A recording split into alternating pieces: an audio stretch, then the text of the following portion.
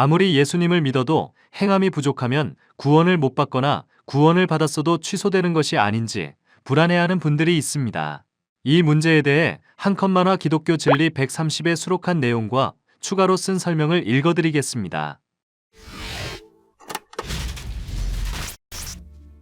종교개혁자 마르틴 루터도 해석의 골머리를 알았다는 야고보서를 보면 마치 구원이 행위로 되는 듯한 착각이 생깁니다. 행함이 없는 믿음은 죽은 믿음이라는데 어떻게 천국에 가겠는가? 이렇게 생각하는 것인데요.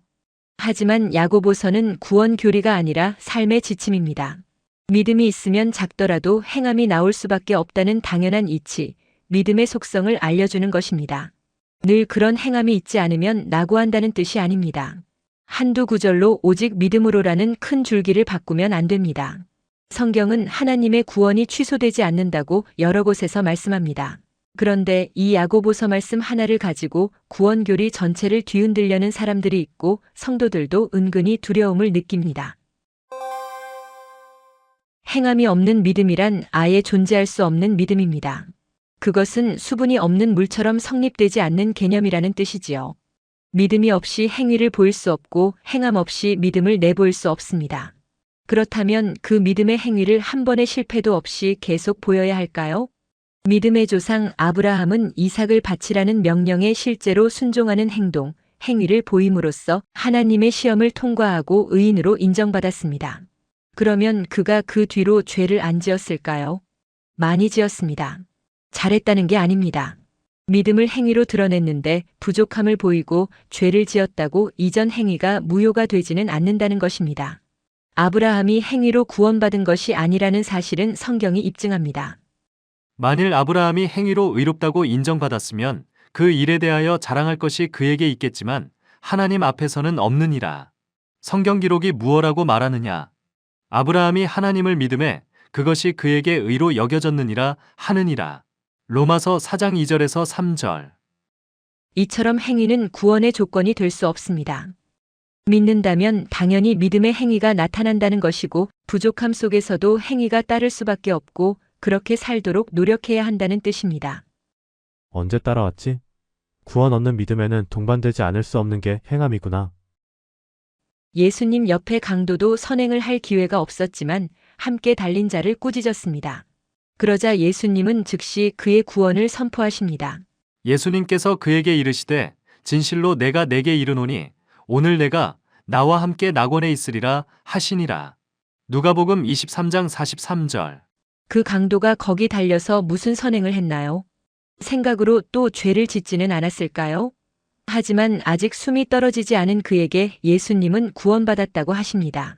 행위가 아니라 믿음으로 받기 때문입니다. 그 강도에게는 자기 죄를 깨닫고 예수님을 조롱하는 자를 꾸짖은 것이 곧 믿음의 고백이자 믿음의 행위였습니다. 이 고민을 불러일으킨 야고보서의 해당 내용에 답이 있습니다. 그런즉 너희가 보거니와 사람이 행위로 의롭게 되고 단지 믿음만으로 되지 아니하느니라.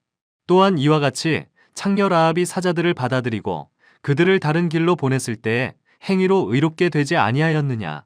영이 없는 몸이 죽은 것 같이 행위 없는 믿음도 죽었느니라. 야고보서 2장 24절에서 26절. 믿게 되면 당연히 행위가 나오는데 라합이 이스라엘의 정탐꾼들을 받아들여 하나님의 일을 이룬 것을 말합니다. 그것이 믿음입니다.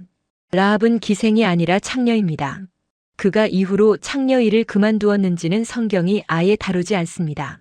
물론 그랬으리라 생각되지만 그녀의 믿음을 말할 때는 야고보도 도덕성이나 삶의 태도가 아닌 믿음에 의한 생각과 그에 따른 행함을 말하고 있습니다.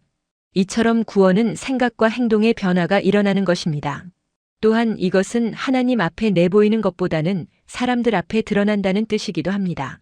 하나님은 이미 그 사람의 심령을 다 알고 계십니다. 믿음으로 구원을 얻었다면 그것은 이미 행위가 포함되어 있다는 의미이므로 나는 믿음이 있는데 행함이 없어서 어쩌나 하는 걱정은 성립이 되지 않습니다.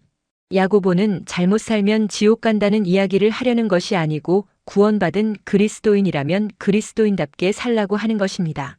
그러니까 오직 나는 진짜 믿음을 가졌는가 이것만 생각하면 됩니다. 그와 같이 구원에 이르지 못하는 믿음이라는 개념은 그 자체로 모순입니다. 그런 해석 때문에 구원의 취소를 두려워할 이유가 없습니다.